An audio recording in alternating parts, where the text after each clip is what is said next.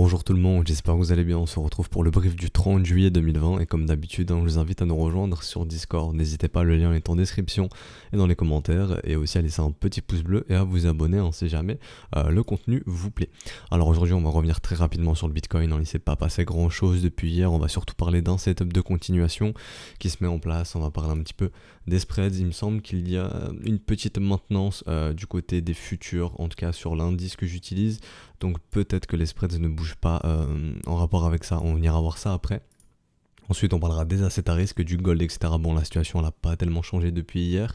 Et aujourd'hui on va se focus un petit peu sur les alts. Donc aujourd'hui Ethereum, XRP, Litecoin et EOS. Donc on va parler de structure, etc. On va parler de pas mal de choses. Alors pour le Bitcoin, il semble qu'on ait bien identifié la zone de combat. Le cours reste bien bloqué entre guillemets dans cette zone de combat. Le marché fait du business dans cette zone et les acheteurs et les vendeurs se battent. On attend une résolution. Si on a une résolution baissière, il faudra s'attendre probablement à un retracement. Si on a une résolution haussière, on partira sur des mouvements de continuation tout simplement et on pourrait venir chercher justement les 12 700 $ pour venir chercher la target maximale de ce setup de continuation, donc de ce mouvement AB égale CD. On a identifié aussi pas mal de raisons de localisation plus haut, dont les 11 009, 12 500, 12 009. Donc dans le haut de ce range, il y a potentiellement de gros vendeurs qui vont vouloir mettre un frein au Bitcoin, parce que je le rappelle, nous sommes dans un trading range tout simplement entre les 3 000 et les 14 000 $ grosso modo. On est venu taper le bas du range, on revient de taper le haut du range. Maintenant, la question c'est de savoir est-ce qu'on va réussir à s'extraire de ce range. Bon, maintenant, on sait pas, on attend, mais ce qui a le plus de probabilité, je vais y arriver, de se produire, c'est tout simplement de trouver un top dans le sommet de ce range, dans le haut de ce range tout simplement, ok. Donc encore une fois, je le répète, pour les investisseurs, ce ne sont pas des raisons de localisation qui vous intéressent, là on est dans des raisons de localisation pour des vendeurs, zones de rechargement, de short. Idéalement vous essayez d'acheter les zones de rechargement d'achat, donc tout simplement le bas du range, pas le haut du range. Pour les traders de continuation c'est autre chose, si votre setup se montre, let's go tout simplement. Et pour les traders de rallye contre tendance, pour ceux qui cherchent à shorter ce marché, pour l'instant dans mon cas c'est beaucoup trop tôt, je le répète, la dynamique est haussière, le momentum est haussier, enfin en tout cas le momentum est contrôlé par les bulls, donc pour l'instant beaucoup trop tôt pour moi de shorter ce marché. Je n'ai qu'une raison sur 3. Voilà, donc je pense que pour le Bitcoin, on a fait un petit peu le tour en daily, on peut aller checker rapidement en 1 heure. Donc en 1 heure, on avait parlé de ce setup de continuation qui peut nous ramener sur les 13 000 $. Pour certains, elle est déjà déclenchée, tout simplement un creux, 2 creux, 3 creux, la structure juste ici, et let's go. D'autres peuvent attendre, donc mettre leur troisième creux juste ici pour avoir quelque chose d'un petit peu plus harmonieux et attendre une structure se dessiner tout simplement et let's go, le setup se déclenchera. Voilà, ça dépend un petit peu de chacun, mais il y a toujours ce setup de continuation qui est soit déclenché ou qui se travaille pour le moment, donc on attend. On attend la dynamique, on n'a pas de grandes informations en 1 heure. Voilà, le momentum commence un tout petit peu à se contracter. Hier on a vu ce beau W sur le momentum, ça aurait pu donner le go aux bulls. Bon, ils n'ont pas donné le go, ils ne sont pas partis déborder ce sommet pour poursuivre ce rallye. Donc maintenant ce qu'on pourrait attendre des bulls, c'est de faire un nouveau W tout simplement en venant casser ici sur le momentum, et là on pourra se dire ok, peut-être que les bulls donneront le go.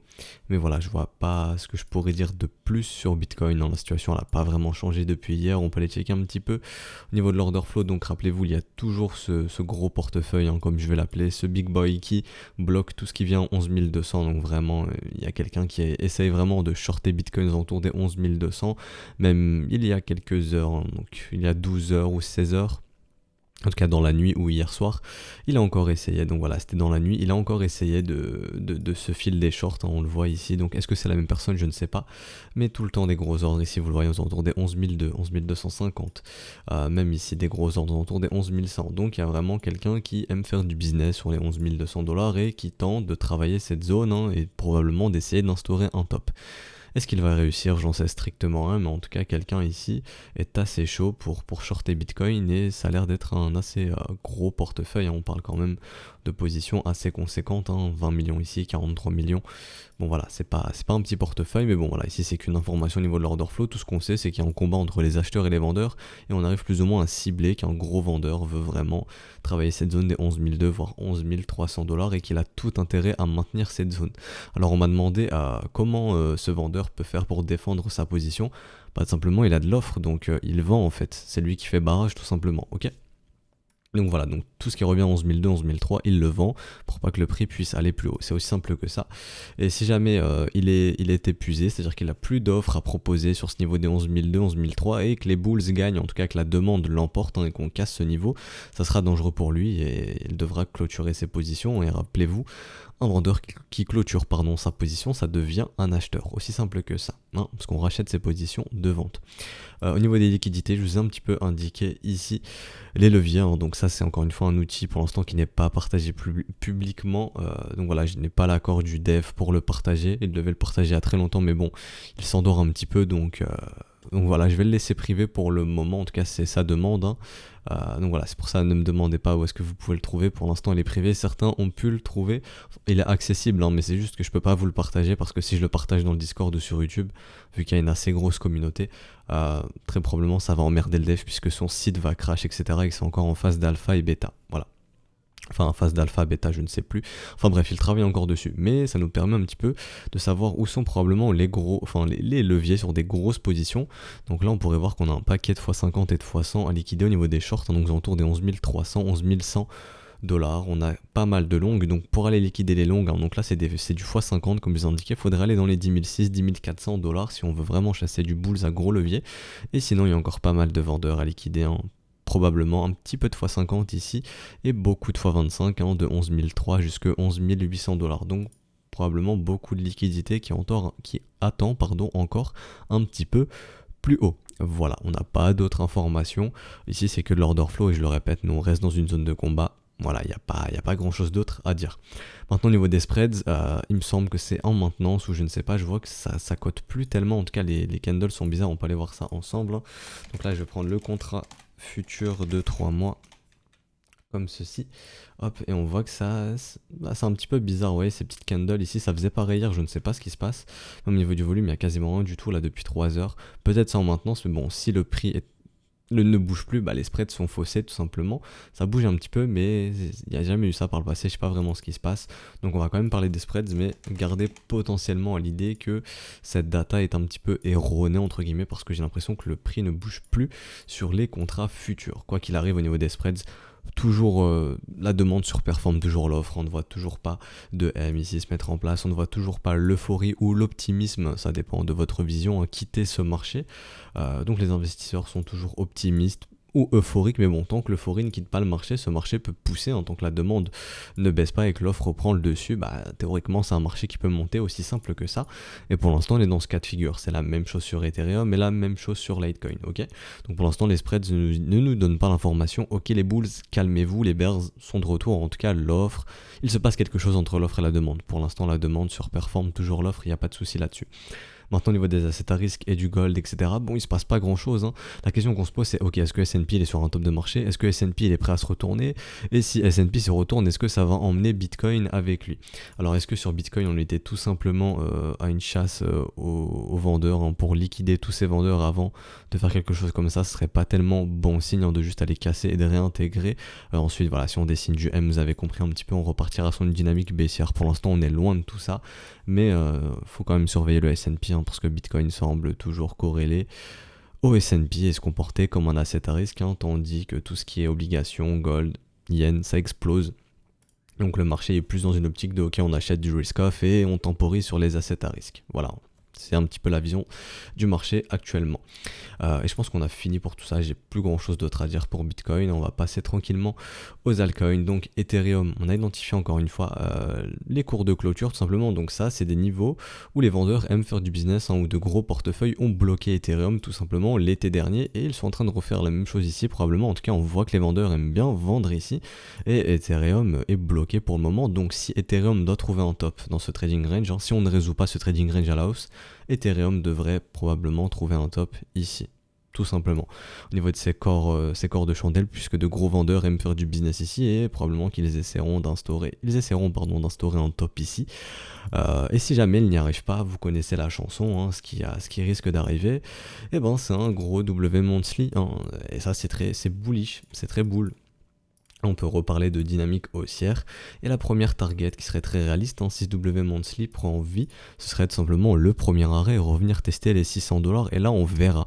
On verra si ce marché est toujours dans un trending market qui est bear. Donc rappelez-vous, tant qu'on évolue sous le premier arrêt, on est dans un trending market. Ok, et ce trending market est bear. On estime que c'est un marché en tendance qui est bear. Bien que ce W monthly peut prendre forme et la dynamique peut repasser boule. Ok, mais on peut très bien faire ce W monthly, venir chercher le premier arrêt et ensuite repartir comme ceci, vous voyez, parce que on restera dans un trending market, ok. Si jamais ce premier arrêt cède suite à ce W monthly, là on parlera de ranging market et auquel cas il sera très probable de venir chercher cette zone de rechargement de short. Si cette zone de rechargement de short cède, on ira probablement casser la TH et là on sera en découverte de prix et donc tout simplement on ira découvrir de nouveaux prix et de nouveaux horizons sur Ethereum, ok. Mais en tout cas, si ce W monthly prend forme, tout simplement la première target très réaliste serait le premier arrêt, bien entendu. Mais pour ce faire, il faut aller casser ce niveau des 363 $ et pour l'instant on n'y arrive pas. Donc pour le moment, nous sommes simplement, je voulais pas faire ça, nous sommes simplement dans un ranging market, donc bloqué entre les 80 $, grosso modo, et les 363 $. On est revenu taper le bas du range, on revient taper le haut du range, on pourrait totalement revenir taper le bas du range dans les prochaines semaines, prochains mois. Si ce range, on le résout à la hausse, vous avez l'information qu'on a un W monthly, que les bulls indiquent qu'ils sont prêts à respirer sur une échelle moyen-long terme et qu'on sera prêt à revenir découvrir des prix plus hauts. Donc comme on l'a vu, les 600 $, retracement de moitié aussi, 750 $ et le ratio doré probablement 913 $, le gros chiffre rond des 1000 $, vous avez compris un petit peu cette zone de rechargement de short, voire aller faire un nouveau plus haut si jamais le marché en a envie tout simplement et repartir dans un vrai cycle de hausse, en tout cas vrai cycle, vraiment repartir dans un cycle de hausse, aller découvrir de nouveaux horizons, je sais pas, 2000, 3000, 4000, 5000, 10 000, qui sait, 20 000 $, j'en sais rien, ok. Et voilà, faut donner via ce W, faut faire pas mal de choses. Ensuite, pour les investisseurs long terme, les W monthly sont d'excellents signaux pour vous, sont d'excellents patterns de retournement, généralement. Un W monthly quand même c'est très puissant, ça pose un bottom moyen long terme et ça nous indique qu'on est prêt généralement à repartir dans un cycle, en tout cas à aller explorer de nouveaux prix plus haut, ok. Mais voilà, pour l'instant je vois rien de plus à dire sur Ethereum, les bears se montrent ici, on avait identifié ces niveaux, c'est normal de voir le prix ralentir ici. On peut aller checker le momentum est toujours bullish, ça y a pas de souci. Les volumes bulls sont toujours bien présents, des W du côté du volume, les bulls se sont bien réveillés et William est toujours dans cet état de stupidité, donc le marché peut pousser, bien entendu, il n'y a pas de souci là-dessus. Mais pour l'instant ça consolide, parce que de gros vendeurs aiment bien vendre ici, tout simplement, aiment faire du business ici. Pour Ethereum c'est fini, maintenant on va passer sur XRP et là je vais faire comme j'ai fait sur Ethereum, on va parler sur du court terme, donc du daily, et ensuite on va parler un petit peu plus moyen terme en weekly. Alors au niveau de XRP, on avait vu cette cassure de trendline, ce petit W qui s'est dessiné ici, je vais passer en line pour les nouveaux, vous voyez ce petit W ici, donc c'est bon signe, on a bien l'acceptation du prix derrière la trendline, on a bien été cassé ce sommet ici en daily, donc tout simplement assez probable que le marché vienne chercher cette zone de rechargement de short, et on voit qu'il y a ce creux dans le volume profile. Le marché peut demander à venir faire du business ici pour combler le manque de business ici, tout simplement dans ce creux, dans la value juste ici. Le marché aimerait bien revenir faire du business ici.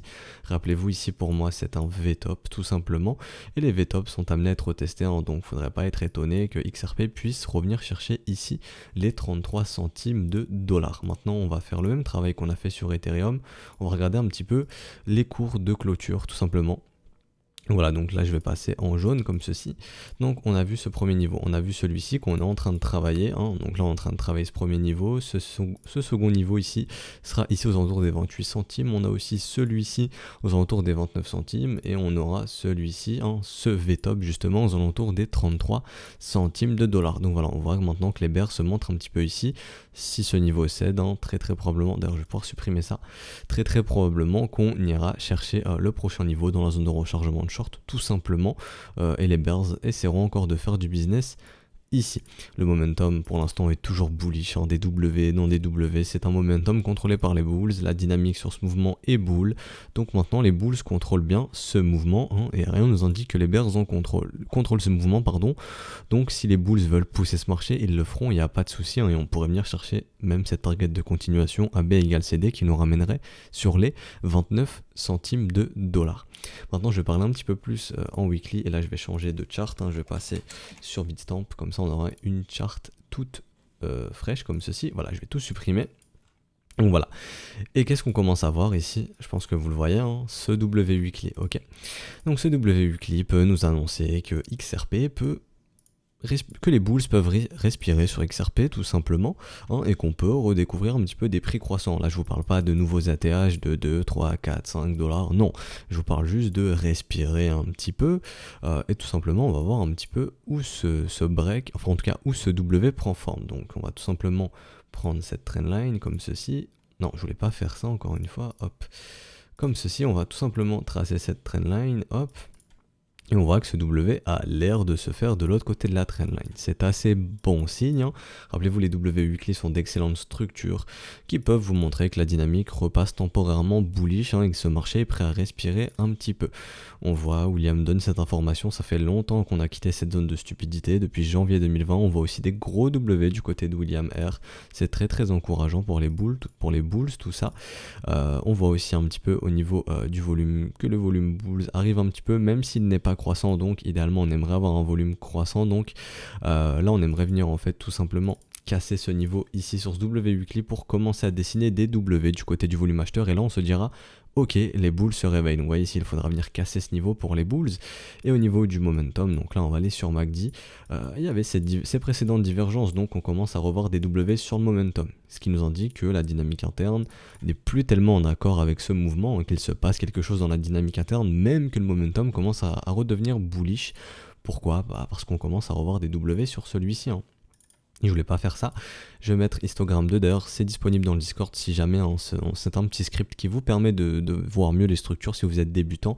Donc vous voyez ici ce bon gros W, dans un nouveau W ici, certains auraient aimé voir le momentum repasser un petit peu dans le négatif avant de revenir chercher du positif, mais bon ce W ici il est bien valide, il n'y a pas de souci là-dessus. Donc le momentum est clairement très encourageant pour les bulls ici maintenant sur XRP. Donc il se passe quelque chose dans la dynamique interne, la dynamique commence à être en accord avec ça puisqu'on commence à avoir des beaux W se dessiner. Maintenant ce qu'on aimerait c'est l'accord des bulls sur le volume, de se dire ok on commence à dessiner des W du côté du volume, et ça serait assez bon signe, hein, tout simplement. Ça serait bon signe, voilà, ça serait bon signe. Et ça nous indiquerait que ok les bulls se réveillent. On a cette OBV qui explose, donc les capitaux ont l'air de pas mal rentrer ici, donc on est sur Bitstamp, hein, ça peut varier, des exchanges, et tout simplement un retracement de moitié ne serait pas aberrant, hein, tout simplement. Donc on prend un retracement de moitié, on pourrait même regarder Gann, il nous target ça pour quand? Hein, je vous rappelle la règle de Gann, un marché peut retracer de moitié en moitié moins de temps. Donc voilà, monsieur Gann serait content si XRP, on va afficher le prix bien entendu, si XRP revenait chercher les 54 centimes, 53 centimes de dollars à horizon de février 2020. Voilà, monsieur Gann serait content si XRP vient chercher cette target avant mi-février 2020, tout simplement. Donc un retracement de moitié ici ne serait pas aberrant, et on pourrait même parler de smiling setup. Alors, bien entendu on a les trois raisons, localisation, confirmation, momentum. La divergence, la confirmation ça peut être plein de choses bien institutionnelles, ou le biais ici est ma 13 et ma 30, hein. Et on peut checker un petit peu au niveau du risk reward si on a bien minimum 2 pour 1 sur un retracement de moitié. Donc on a 2,35, donc oui smiling setup ok, donc on a toutes les conditions, c'est nickel. On pourrait aussi partir sur la stratégie chat bien entendu, hein, puisque on a même un double avant retracement de moitié, donc peut-être faire une entrée en smiling setup avec une gestion du risque à la stratégie chat. Voilà, ça dépend de ce que vous voulez faire, même déclencher une stratégie chat sur XRP suite à ce W8CLI, il n'y a pas de souci. Donc voilà, à mon sens ce ne serait pas aberrant de voir XRP retracer la moitié de ce mouvement, hein, suite à ce W8CLI ici, suite à ce W de l'autre côté de la trendline, ce qui est très très encourageant, voire même venir chercher la zone de rechargement de short entre les 78 centimes et les 64 centimes. Donc dans un premier temps, je vais laisser un retracement de moitié comme ceci, hein, mais on pourrait totalement aussi voir un retour en zone de rechargement de short, mais ici c'est un simple smiling setup, donc possibilité de faire de la stratégie shad ici, aussi un signal d'investissement pour les investisseurs, hein, ceux qui font du dollar cost average, acheter les W8CLI lorsqu'ils se montrent, généralement sur le long terme ça vous fait une moyenne assez basse, hein, et quand on repartira dans un cycle haussier, généralement les cycles se répètent, hein, on a un cycle baissier, ensuite on a un cycle haussier, etc. Et ben vous ferez probablement du profit si vous avez réussi à vous faire une moyenne assez basse en achetant ces beaux W8CLI tout simplement, et en vendant plus haut bien entendu. On achète horizontal, on vend vertical comme d'habitude. Voilà, donc sur XRP, très encourageant de commencer à voir ces W weekly tout simplement. Voilà, donc là je vais laisser ça comme ça, on va aller sur LTC. Donc LTC, on suit toujours ce setup de continuation, hein. Donc on est venu chercher le trading stop. Donc si jamais LTC décide de faire un M ici, les traders de continuation sont autorisés à se casser du trade et à prendre leur profit tout simplement. Mais pour l'instant, je vois rien qui nous dirait, qui dirait aux traders de continuation de prendre leur profit. Donc la target max, c'est les 64 $.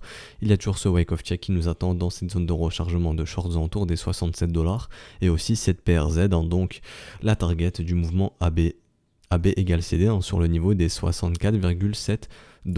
Au niveau du momentum, rien d'inquiétant, le momentum est toujours bullish, bien entendu, toujours contrôlé par les bulls. On a bien une dynamique interne bullish et une dynamique aussi bullish pour le moment.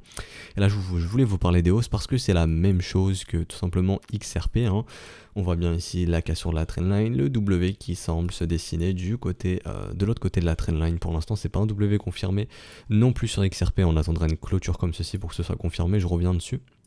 Mais EOS c'est la même chose, hein, mais on semblerait vous leur donner via ce W, vous passez en ligne si vous n'arrivez pas vraiment à les voir, hein, mais vous le voyez ici, ce W qui commence à se dessiner, sont d'excellentes structures, hein. Ces W weekly permettent quand même de faire respirer le cours, hein, de revenir chercher généralement des prix plus hauts et donc de pouvoir récupérer des doubles, etc. Donc pareil, ici on pourrait totalement voir un smiling setup, hein, suite à ces nombreuses divergences sur le momentum. On a la localisation, la confirmation momentum, la structure est en train de se dessiner.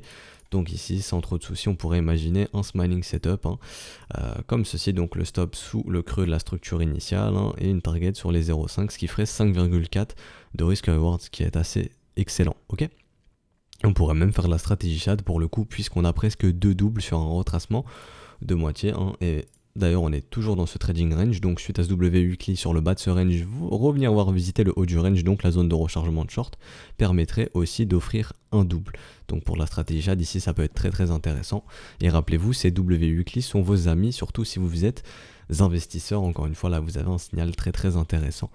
Si ce W weekly prend forme, hein, si vous faites du dollar cost average, achetez ces W weekly. Le précédent était ici, vous le voyez ici, là, juste ici. Ce précédent W weekly était ici. Donc si vous faites du dollar cost average, vous avez grosso modo une moyenne de prix autour des 3,36 $, et ici c'est autour des 3 $, donc ça ferait 3,15 $. Voilà, si vous faites du dollar cost average, ça vous fait une moyenne assez basse ici.